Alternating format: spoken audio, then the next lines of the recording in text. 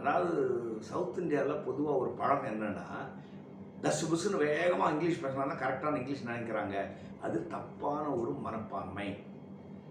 ஒரு லாங்குவேஜுங்கிறது நீங்கள் உங்கள் மனசில் இருக்கிற ஒரு ஐடியாவை இன்னொருத்தருக்கு கன்வே பண்ணுறது தான் லாங்குவேஜ். அந்த லாங்குவேஜில் கிராமர் இருக்குன்னு அவசியம் கிடையாது. அந்த as long as the person other person can understand, நீங்கள் எப்படி வேணால் பேசலாம்.